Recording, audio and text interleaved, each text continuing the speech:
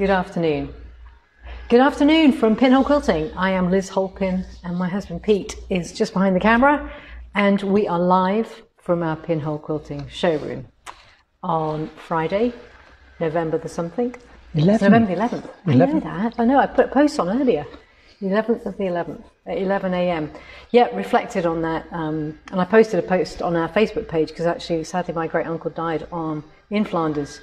And that poem, Flanders Fields, is particularly poignant. And yeah, he's at the, what is it? This, what's the name of the Tynecott Memorial. And joined up at 14, which is unbelievable, and sadly died at 19. And was sorely missed by his sister, my grandmother. Anyway, we all obviously celebrate other things, but this one is a sad celebration. Hopefully makes us remember the importance of preventing these things if we can. Okay, on to quilting matters. Quilting matters. So Pete and I have been very busy along with our international Handi Quilter ambassador, Telene Jeffrey, who came over last week and did some fabulous workshops here at Pinhole Quilting Showroom. And Pete reminded me to emphasize actually today that what an incredible space this is. And this space was in my head in about 2013, 2014, when a lovely customer of ours called Joe Benison was sitting in the kitchen when we had the showroom at the Cotton Patch. And she said, listen, if you could have anything in terms of, a different space, what would you have? And I said, a nice high ceilinged, huge room where we could have loads and loads of long arms and we could do teaching. And here we go. You see, dream it, build it, and they will come. And they did come. And it was fantastic. And we really enjoyed seeing so many people, both at Telene's classes last week. And I'm really sorry for those people who, unfortunately, because of the rearranged date, couldn't make it. We hope that you can make some of the education that we're doing next year. So I've just counted them up. There are 18 long arms in this room at the moment. Woo, 18 long arms. Wow. It's the largest demonstration of Handi Quilter machines anywhere in Europe. It's a very unique space, and it means that we can do really high-level teaching, international level of teaching here with one customer per machine. And that makes all the difference in terms of the time spent here, your investment in your time, whether it be on the foundation workshop, rulers, feathers and fills, which is the next step on from that, which is like a taster of doing ruler work, introduction to feathers, and an introduction to fillers. And some of the fills that we do, and building some of those up into more improv, which was what we did yesterday with some lovely customers who had a lot of fun. Well, I had a lot of fun too, so I hope they did. And our foundation workshop is something that is open to most people, pretty much everybody that owns a Handi Quilter that they've bought from us, and sometimes the second user machines if they've bought through our website. Most of those customers will be offered the opportunity to have a foundation workshop. And we've recently had some Trustpilot reviews, and it shows on there, some of those Trustpilot reviews, how important and how people value that foundation workshop. And I think that is one of the things that makes us very unique, that we offer that as part of your training in some depth, and also the fact that it's one customer per machine. I've done classes where there are 2 people per machine at Houston, and I've also done 1 person per machine classes, and I know which I prefer. You always feel, I don't know whether it's because we're British, but we always feel really guilty that when we're on the machine that we should really be letting the other person have a go. And even if you've got a timer, and even if your best mate is next to you, you still feel really, really guilty, and so you don't enjoy yourself, you're not relaxed. And this is the kind of feedback that I know that we've had from other people who've done 2-person classes, which is why we do 1. And it's also why at Festival of Quilts we do 1 person per machine too. It's really important, and we stipulate that when we set up those classrooms, that we only want 1 person per machine. It really speeds up your learning, makes you feel more relaxed. It's your machine for that period of time. Obviously you can't take it away with you if you haven't paid for it, but it is your machine for that period of time. Now, anything to add, Pete, on the classes? Because I thought it might be worth you just saying a few words, if you'd like, to show that you're here. I've already said something.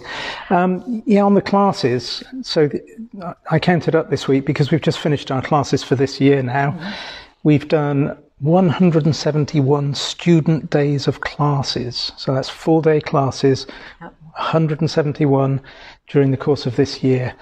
So That's a lot of students. That's a lot of students, it's a lot of classes, it's a lot of learning. It is. And we do notice how much progress people make after they've come to those classes, particularly with the international teachers. So this morning, we only finished the classes yesterday, so literally for the last 2 weeks I've pretty much solidly been doing classes. I'm just starting to surface again today to get back to my normal work. And so this morning one of the things I was doing was doing a few edits of the photos, and I'll post some of those in the next, and it won't be this weekend, and we've got a job to do on Monday over in Suffolk. But after that, I shall post some photos, and some of the customers who came to the classes with Telene actually brought their quilts that they've done with Linda Jackson or some of the other classes that they've taken to show us the work that they're doing. And as Pete said, I think it's a step change for a lot of people, that when they come on these workshops that they're actually really improving. They're going up that long arm learning curve at a rapid rate of knots, and it is fabulous to see. So thank you to everybody who came. Thank you for sharing your work, and also thank you for investing your time in these classes. And it's what we designed it for, but it also takes commitment from you to make it happen. So we really appreciate it, and we love it as well. We, when with Telene, it's a multi-day class, so we go out in the evenings and we have a lovely time, usually at some very nice restaurants, and most of the time we have sort of a private area where we can really relax and share photographs, Georgie, and other things, stories, and various other bonhomie that goes on between the quilters, which is lovely, and we really enjoy that. We enjoy getting to know our customers that bit better. So, and it feels more like the family. That I know Handi Quilter and Mark Hyland, who originally was the CEO of Handi Quilter. I know that Mark, his ethos was always, it's a Handi Quilter family, and certainly when I was at Cotton Patch we felt that, and hopefully our customers do too. So if you fancy being part of the Handi Quilter family, just come along to the showroom, maybe to Stuart Hillard. His talk next week on the 19th, Saturday the 19th. It's got 2 sessions, morning and afternoon. We're pretty full in the afternoon, but in the morning, there's still space on both, but actually we can take a few more in the morning. It would be lovely to see you. And if you'd like to book, you can do so online. There's a link in the email. Hopefully you got our email newsletter about an hour or so ago. I had so many other things to do this morning. I only sent it out about an hour ago, so it was a bit tight on timing this week. And Telene's online. Hey, Telene! All the way from South Africa. I hope you had a nice break during the week. I've been looking at some lovely photos and just remembering some great times. It was so lovely to have you here. Thank you. And we've got, just to say hello to a few people, Di Bell, who was also here for Telene's class. And great. Carol Watson. The walls are looking a bit bare, Carol, since you took your quilts back. Yeah, we've got some Dream Bigs that these are from Simply 16. I don't forget her name. Another customer. Yeah, another customer. I'm really sorry. It's terrible. But we've got plans, haven't we, to fill the walls with a few more quilts? We've got plans. We'll share those plans when those plans are a little bit more planned as to how we intend to fill those walls. Yeah, it would be great. It will be great. And we've got Maria down in Sussex. Maria, hi, from Sussex. And Glenys, hope your exhibition was well attended, Glenys. I'm sure people certainly enjoyed looking at the fantastic work that you do. Yeah, some beautiful work with Glenys and Jan and their friend, whose name I've forgotten yet again. I saw it online last week, and I just completely can't remember her name. Sorry. Okay, right. Classes. Talking about classes, talking about foundation workshops, we have put online today, and I have checked it and it should be working now. Thank you to the lady who emailed me. I was mid-testing and I'm really glad that she emailed me because it meant I could focus on the things that were not quite correct. Anyway, it's all working now. Yes, very, very keen. She's booked her classes for March and her machine's arriving this afternoon. That's right. That's brilliant. Absolutely brilliant. So new customers that have come on board in the last week or two, welcome to all of you. We really hope you enjoy using your machine and setting up. We've got some Moxie Post-its you like. We've got quite a few of those out in the last couple of weeks. We have. So we really hope, I can think of, that's 3 I can think of that have, I think, been delivered yesterday or the day before. So it's fantastic how many Post-it lights have been taken up by Moxie owners, either from new or add-on. And it's such a nice little system. I say little, it's a long arm. It's a proper long arm, but it's in such a lovely package being on with the Moxie. and we love that machine. And pro-stitch-like functionality is absolutely fabulous. I know that you're going to have a great time with it. And if you get stuck, you can just email us or give us a call and we'll sort it out. So Glenys says that they had over 650 people to the show, so that's good. And her friend is Stella Gibbs. Yes, Stella Gibbs. But I should know that because that's the name of my friend from school's mum, Stella Gibbs. I'm sorry. Yep. So there we go. Foundation workshops, March, the 13th, 14th and 15th of March, Monday, Tuesday, Wednesday. 2 days of foundation on the Monday and Tuesday. And then if you'd like to do the next step along your journey and perhaps make it into more of a trip, stay on after the Tuesday night onto Wednesday and we'll do rulers, feathers and fills. And that's a really good one. We show you how to use the Cindy Needham stencils. We show you how to use Pounce, golden threads paper. We talk about design and doing filler, like I say. So we had a lot of fun doing that. So you can, in the end of the day, it's all about doing this sort of having fun with your quilting and maybe going in the direction that you fancy having a little taster of all these different things. Okay, so we're going to now focus a little bit on, quarter past, we're going to focus on some feet. One of the lovely things about the Handi quilters is the fact that we get a whole load of feet that we can use with the machines. And some of the feet, most of you will be familiar with having a ruler base that you can use with a sure foot, which I don't have here. Yes, I do. I'll get you one. That's all right. I picked it up. I had to pick it up. I knew I hadn't got one. So the sheer foot is the one that's got a deeper profile, and with the stand-up long arms, you need it with a deeper table, deeper, bigger table that goes around the free arm. There we go. Let me move it to the side. So you can see this is the ruler base. This is your free arm, which is normally quite narrow. You don't always want the friction of the free arm. You really don't need the metal normally. But when we use a ruler foot, it's important to have that stability so that we can put rulers on top of our quilt and they don't fall off the free arm. Some people actually leave the ruler base on all the time so that they actually can put a little bit of weight on it, and then that just controls the movement, if they wish, for going more slowly. That's a tip you might want to employ, should you wish to do so.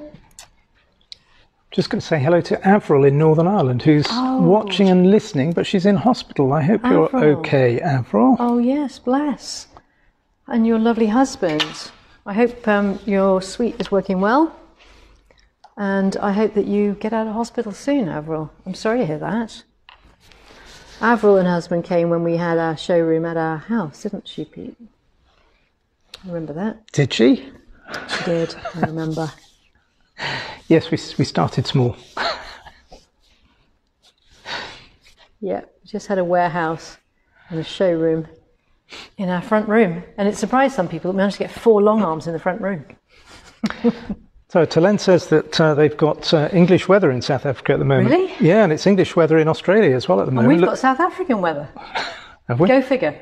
Well, the forecast for this weekend is 17 degrees. Yes, that's highly unusual. Highly unusual. In November. The weatherman this morning, I think he said that in Scotland it was 16 degrees. Is that possible? No, I don't think it can be. Anyway, maybe I was just waking up. I didn't hear properly. So that's the sure foot, deeper profile foot than the regular foot. And it means that you can butt the edge of your 1/4 inch thick long arm rulers up against the edge of it. And you don't have a problem with it slipping either up or underneath the foot, which is the key thing. So this is 1/4 inch thick acrylic, specifically designed for long arms. Don't use your rotary cutting rulers and don't use your domestic, perhaps Westerly or Pars Reel or whatever they are. You don't want to use one of their rulers unless they're 1/4 inch thick, because it can, this is a hopping foot, it can go underneath if it's fine. So rulers. Now, the other feet are, we've got microfoot. I'll just show you these briefly and then we'll get on to the square foot. Square feet come in 2 sizes, by the way. I'll just show you. That's the regular foot, thickness of the regular foot. And the other size of square foot, the one I've got on here is 1/2 inch, is 1/4 inch, that's the 1/2 inch. So the 1/2 inch is from the needle to the outside of the foot in all directions. So that is the square foot. We're going to use it in just a second. So Audrey confirms it's 16 degrees in Scotland, and very windy. Yeah, it's been really windy here too. And yeah, they said it's going to be really windy. This time last year, it was really wet I remember, because we have a bonfire night, as a lot of people do, and it was very, very wet. Microfoot. Avril says thank you, and she's being well looked after in Ulster Hospital. Oh, good, good. You take care. Okay, so that's the microfoot. All right. And this is what we use for when we're doing free motion quilting or dense micro work.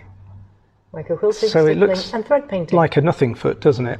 Looks like somebody broke the foot. Might be worth just emphasising really what the purpose of the foot is. Obviously these have specialist purposes, but there is a real function that the foot performs.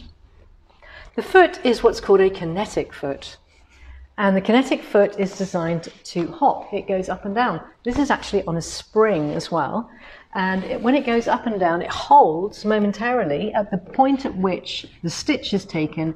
It holds this flat, and it holds it stable, I should say. It stops it from moving, because that kinetic foot is pressing down on your quilt sandwich, which is why when people ask us, is it okay if I raise my foot because I've got thick wadding, we recommend that you don't do that unless you absolutely have to. The number of turns of the screw here that are below this little nut should be about, I'm thinking 6 or 7, right? That's right. Yeah, 6 on or most 7 machines, on most machines, not on the Infinity, but on most machines 6 or 7 here. If you've only got a tiny gap here, it could be that your foot is set too high or somebody's changed it, particularly if you've got a second user. So the basic advice is don't change the nut and raise the height of your foot. It really is unnecessary because of that movement. I've stitched successfully on some sort of very rubbery fabric, which was about 6 or 7 millimeters thick, and it stitched successfully without any change to the height of the foot. So you really don't need to do that. What were you stitching, Pete? I was stitching some material that a customer provided just because I wanted to see how well it worked, and it worked fine. Okay, good. Right, echo feet. Echo. So the microfoot, somebody, Di says, I love the microfoot, great visibility. Yes, it is. Great visibility. Thank you, Di. Brilliant. Yeah, it's been, I think it's probably, aside from the Surefoot, it's our most popular foot, wouldn't you say? It I think, is our best-selling foot. Best-selling foot. There we go. Echo feet. In here are 3 feet acrylic rings that basically have 3/8, ½ inch or 3/4 inch distance from the needle to the outside edge of the foot, which enables you to use them with rulers so that you change the distance at which you're sewing away from the needle. And it means that, not away from the needle, away from the ruler, needle to the ruler. And if you're using things like circles, if you've got circle templates, you can change the diameter effectively of that circle template by changing with a different echo foot. So if you've got a ½ inch one on and you only had 1 inch, 2 inch, 3 inch, 4 inch rulers, it converts it into 4.5 inch ruler, 5.5 inch, etc. So they can be very useful in that respect. They are deep like the Surefoot. And we've got the couching feet. Couching feet set is 3 different types. And we had everybody who came on Telene's workshop on the Thursday, Friday, we had a lot of fun doing couching, which Pete's just gone over there a second, but if you can just look at that bit, this was done with the couching feet, which have these. So this is some of the work that Liz was doing when Telene was here. I actually did some quilting, couching. I did some couching, and I'll just get wool. Now I have done couching demos before, but Telene taught us some other little tips and tricks for doing couching when you won't fit in the couching foot, and that's just giving a bit more texture. And I happen to have, because I have an extensive collection of the Burtonnet blanket, which is this chenille. I just had look how perfect is that, Telene. I just was so much in sync with you, right? That I knew that you were going to bring that fabric. How uncanny is that? Unbelievable. It's really fun, couching. And I think actually, the ladies on the foundation workshop as well, they really enjoyed it too. So it's one of the things that we show when we do the foundation workshop is these other feet. So do book online for your foundation workshop places in March. Glide foot, just going to run through these. So the glide foot is this bowl-shaped one. This is great for going over things like chenille, or if you've got ribbon, or you've got other raised things like prairie points, which are a nightmare if you're trying to quilt it. And if you're going on and off a quilt, it just goes over this. It doesn't catch underneath it. Now, we've had a few people, haven't we, Pete, recently who didn't change, well, I know one in particular, who didn't change from their regular foot to their glide foot, and as a result, it got caught underneath here on Pro Stitcher, and it didn't rip the quilt, which was lucky, but it did mess up their timing. So a glide foot is a must, really, if you have Pro Stitcher and if you're doing quilt from the back with pantographs or groovy boards, really. Use it all the time. This is one that I haven't demoed for a while. I did demo it during COVID, actually. I must do this one again, Pete. It's really fun. This is a felting foot. Looks evil looking. And in this kit, you get a different stitch plate, like that.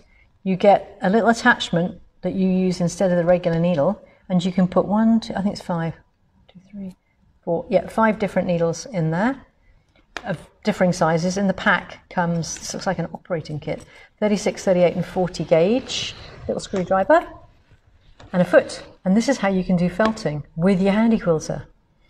So that's a neat little attachment, and we sell the extra needles and things. So I think I should do that, Pete, on another Facebook Live. Because I've got, oh, mustn't lose that. That's a kind of key component, those little grub screws.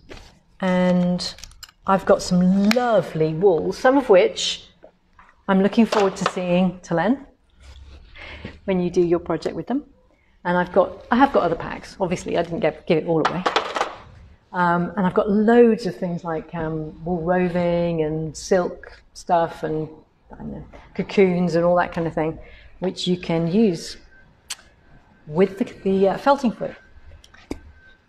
Now, very often, quite often, it happens that I don't actually finish off my samples because I haven't done the binding on them. So this is where I'm actually going to finish off, Pete, something I've done. And what I've got this, my wee birdies. I say that because Jane was here yesterday and she said, instead of little, she says wee for everything. I love it. She is from Scotland. So I've got my birdies with my free motion, and I did this with Telene.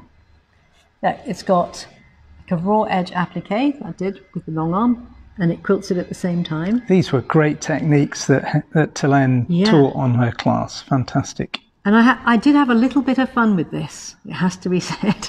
So these are all using different techniques for... Sizzix dies. Yeah. My little birdie.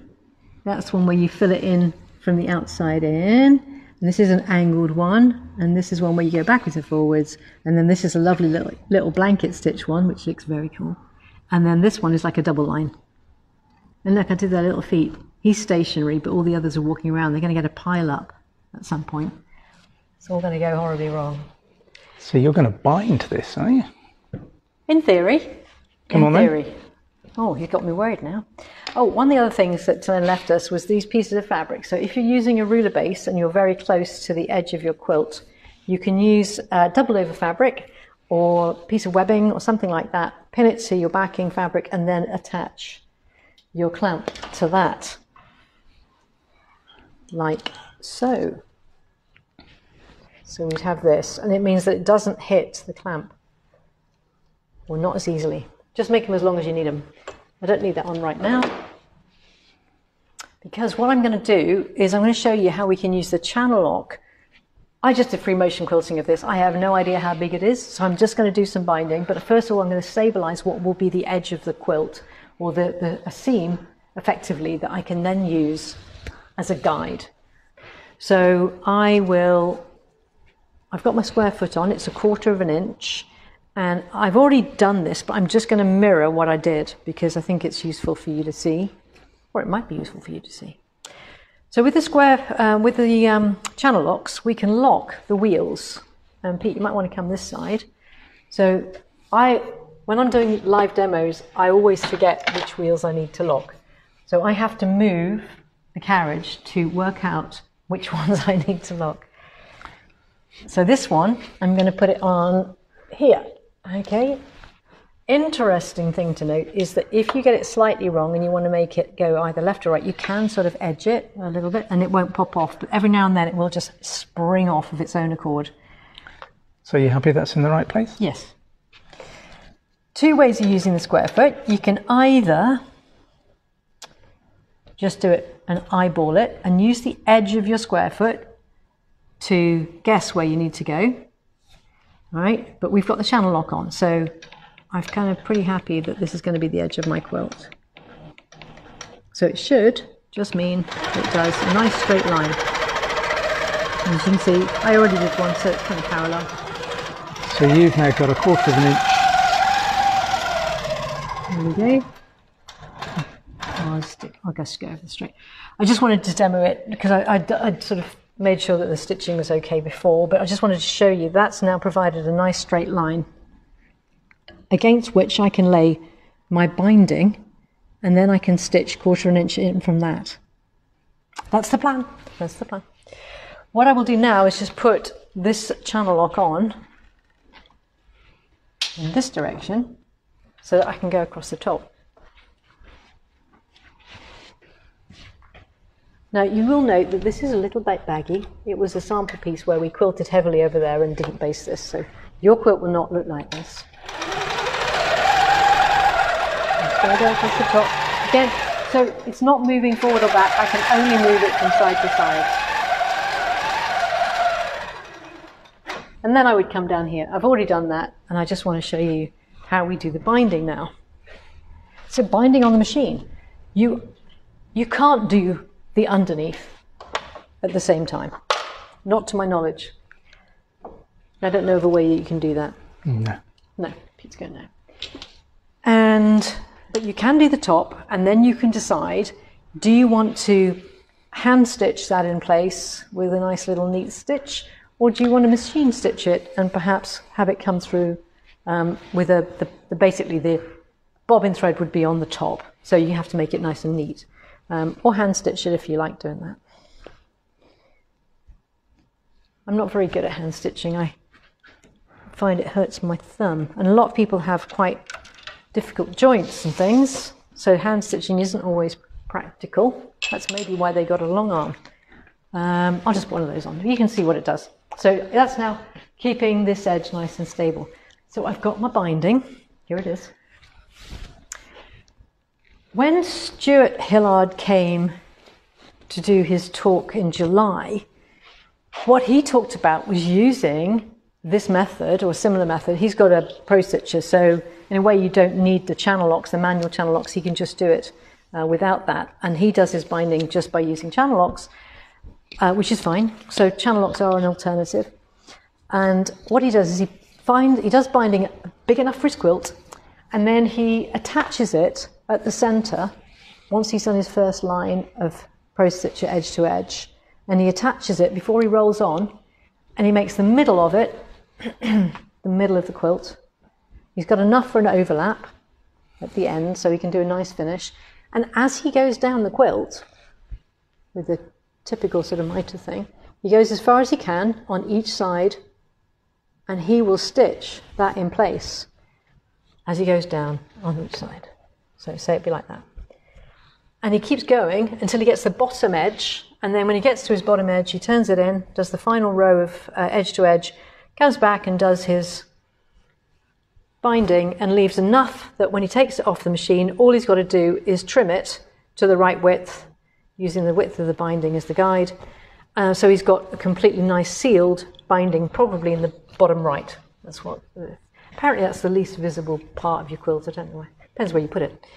But that's it. I thought that was a great tip if you're in a speedy zone. Stuart's a busy man. He's always looking for ways to save time. Absolutely. Okay, so what I'm going to do is put this up against that line that I just stitched, and my foot up against that so that I'm 1/4 of an inch in. I'm going to pin it at the beginning just to stop it slipping.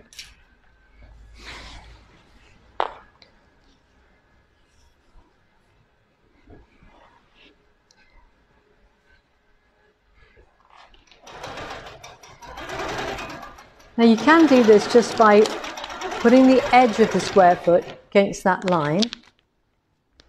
Alternatively, when I do the bit coming downwards, I'm going to show you how we can use a ruler.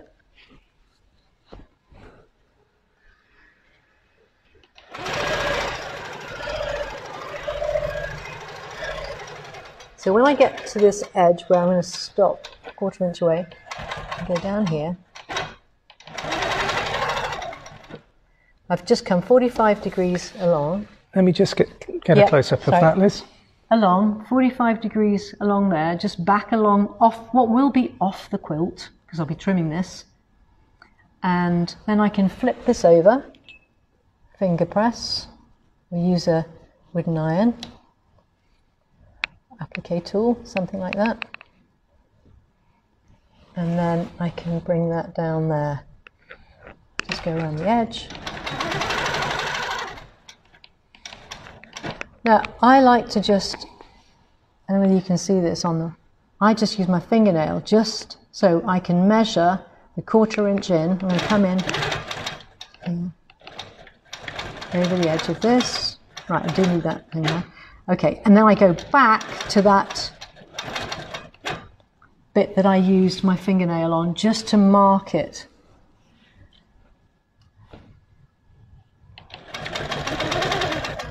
So say I wanted to use it with a ruler instead. I mean, I'm finding this is pretty good because I've got a nice stitch line. This could be the edge of your quilt instead, if you hadn't just free motioned the whole lot. In this direction, it's fairly easy to follow the line with the square foot anyway, isn't it? It is. But I just thought I'd demo it. I mean, we can do it across the bottom, but I'd have to move on. With this, even though... just going to move around this side. Yeah. Even though this has got this upright bit here, you've got long enough ears on this one, which is the mini scallop ruler. But otherwise you would use, you see it's got a 1/4 inch and a 1/2 inch ear on this. On the ditch, I think it's only the 1/4 inch, in which case you could just have that running up against the edge. But this is pretty good because I can have this and just eyeball.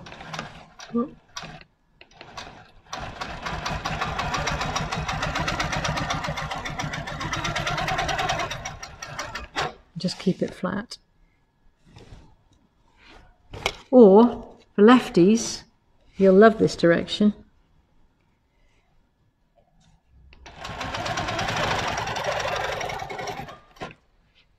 So again, coming down here, take that off for now. Down here and then 45 degrees. Just get it out the way. Finger press it. Bring it down. Mark it.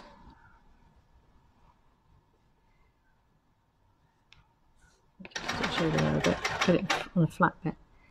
There we go. So this is where my intersection is going to be a 1/4 inch in and against that little diagonal that I've marked with. Should I get a pen? Should I get a pen, Pete? Mm-hmm. Might be easier to see, wouldn't it? Yes, everything's white at the moment, so... Yeah, I'm just going to get a blue pen. And all of the drawers are beautifully marked up because Pauline's been in this morning and put labels on everything. So I can easily find pens, rulers, etc. She's marvellous. So there's a 45 degree that I've literally put like a finger press. So what I'm doing is I'm finding the 1/4 inch in, and it's probably going to be about there. Obviously I'll use my needle at that point, but what I'm doing is I can feel the fold of this mitre. And that's what I'm looking for, so that when I reveal it, it will be nicely 45 degrees. Hey, and if anybody's got some other tips of how to do this, do share them, because I've never watched a video on this. Oh, this is the Liz technique, isn't it? Yeah, well, actually, I mean, somebody else, I've been stopping, but somebody this week said just sew off at 45 degrees, and I think that's much better. Yeah, it is much better. So I'm going to come on here. I mean, you could go up that 45, but actually I prefer to go in, find the 1/4 inch away from here, then backtrack to that point that I marked, and then go forward, so that I've got more than one stitch, okay? And if anybody's thinking that I've done a rubbish seam, I actually sewed, where I joined it, I actually sewed that on the long arm, because my sewing machine wasn't out. We've got more long arms out here to do sewing than we have domestic sewing machines. Domestic sewing machines, yeah, domestic's out at the moment. I was a bit close. Right, so here, this is very easy. Either with the ditch ruler, or I could use the mini scallop and put that against there. You can see I can easily put that, lay that, so that I've got my stitch line or the edge of my quilt against this line.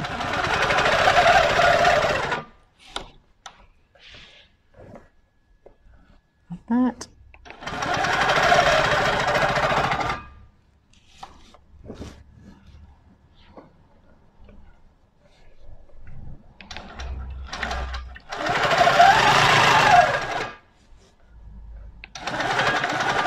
And then stop, and it's 1/4 inch away.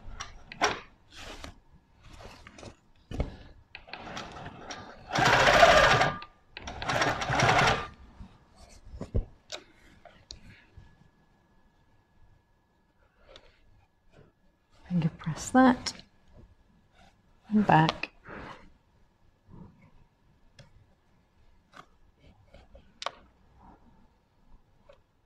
Find that line where it's folded over. Get your pen so that anybody watching it can see what I'm doing, rather than it cream on cream. There's my blue line.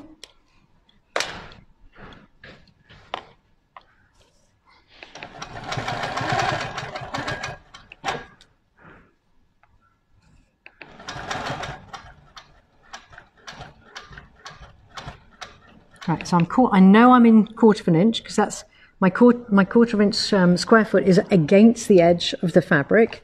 I come this way towards me just to get onto that blue line, and then I'm ready. And I can just do up the final bit.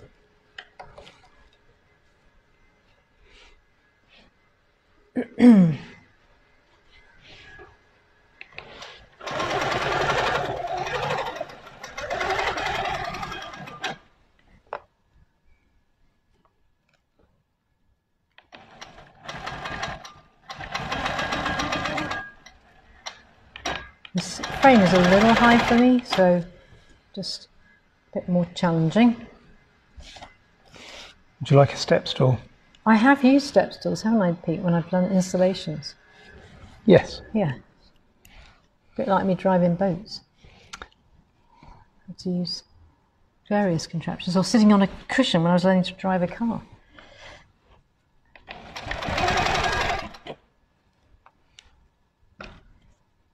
Right, to avoid the screw here.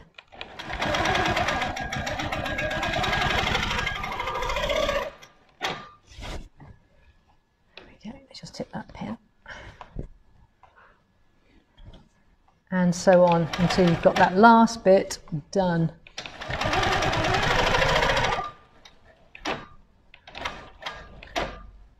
I'm on that line, so... Oh, went a bit too far there. I think I would probably pull it forward. I'm really having to... This is literally sort of just under my rib cage. Anyway, no excuses. And then take it back. If I were doing this on... I mean, I am doing this because this is important to do, but I would normally leave more like this sort of gap, but I wanted to show you in the long run bit. And here, finger press it with your fingernail, mark it with a blue line. So come on, and then up and down. I wouldn't go any further. I might even have to unpick some of this because I need to make a nice finish with a continuous binding where you can't see where I joined it. So once you've done that, you've now got your beautiful mitered corners like this.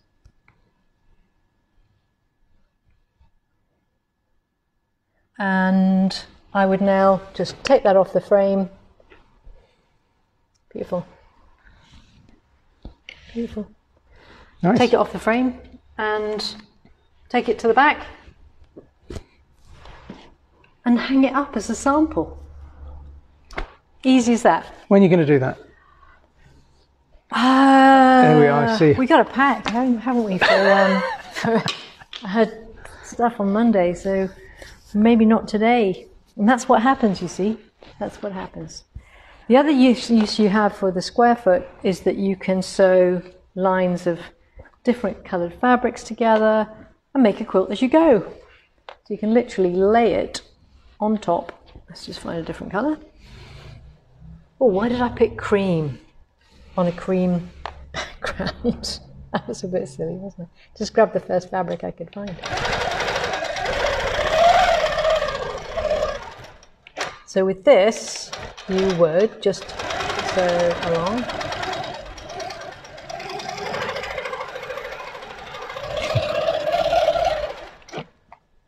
And then bring that down. And then do your next line.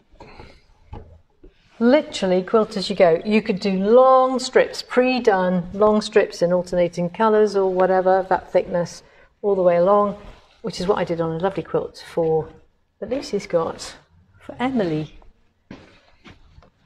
And I did pro stitcher on the top of it because I didn't want just straight lines, I wanted to have nice circles and things. I think that's it. That's the square foot in all its entirety as far as I know. If anybody has any other uses for the square foot, please do share them. We would love to know, particularly in the comments, so stick them in the comments below. And we're going to post this to YouTube afterwards. So if you've got any comments that you want to make on YouTube or any other things that you'd like to see us demonstrating, please let us know. And don't forget to subscribe to our YouTube channel. That would be wonderful, because then we can do more things. So Telene says, love your wee birds. You love my wee birds. Actually, yeah. In fact, Jane doesn't have a very strong Scottish accent, does she? But she does say wee. I love it. The wee birds. Yeah, they're fun. That was fun. Thank you, Telene. You introduced us to fun stuff, and we like fun stuff. And for those of you who aren't following Telene, then you really should. You should do it. Lady Jane Quilting. You absolutely must do it. She has some amazing techniques. And her demonstration of the square foot would probably be better than mine, but I don't think it was too bad. And Telene did tick me off when she was here because we've got lots and lots and lots of full line stencils over here. Look. Yes. Look, we haven't got all of Telene's designs here yet. We've got some of them. There's one down there. Yep. But not all of them. And what have we got here? I will rectify that, Telene, with our next order. Here we go. There's another one here. I'm sure this is one of them. Which one's this? This is Harmony 10-inch block. Isn't that beautiful? That's fairly newly in, that one, It is, isn't it? yeah, we just got on the last shipment. I got some specially in. And this one? Nice. Ninja Star.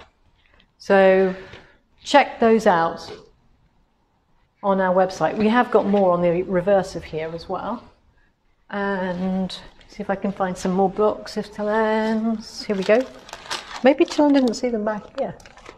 We got more back here. I'm going to pick them up. Okay, we got these too. See? There we go. Square wheels, 10-inch, and Shine Like a Diamond, 10-inch mini whole cloth. Oh, that's wicked when it's joined up. Wow. Amazing. And then you can do loads of feathers in those, right? Loads. Make it into a whole cloth, a wall hanging, or a table runner. There we go. Fab, fab, fab. Anything else to mention, Mr. Holpin? I'd like to say a big thank you. You mentioned Trustpilot earlier, but a big thank you to all those customers of ours who have left reviews on Trustpilot, which we've recently signed up to. Any of our customers can go onto the Trustpilot website if you'd like to review us. Nice comments would be really, really appreciated. Really appreciated. I'm hoping if you're watching this, that it's not because you don't like us. Trustpilot allows anybody to post. You know, it's completely independent. Yeah. Some of the other review sites, interestingly, allow businesses to review them before they allow postings. But Yes, but we can't screen out anything. So if you have a look at Trustpilot, and certainly if you're in the market for a long arm and you're thinking about which one to get, check out our Trustpilot reviews, and then you'll hear the comments from our real customers as to what they think. So thank you for those of you who've written some lovely reviews, and the people who've written even lovelier. Yeah, anyway, brilliant. What we will do is we will sign off now, because I've been talking for quite a while. And we look forward to seeing you. Oh, I can't do next Friday, Pete. Yeah. No? Okay. I have a meeting. We'll have to think about next Friday. I thought I was going to be away, but I might be here, so. He might be here. He might do it on his Who knows? Pete could You do it might on get his me own. next week. Ooh, that's exciting. Yeah. Okay, well, listen, have a wonderful week. Best wishes to Avril in hospital. Hope for a speedy recovery, and we wish you all the best. And everybody else as well who's quilting, happy quilting this weekend. And if you're doing anything exciting, enjoy.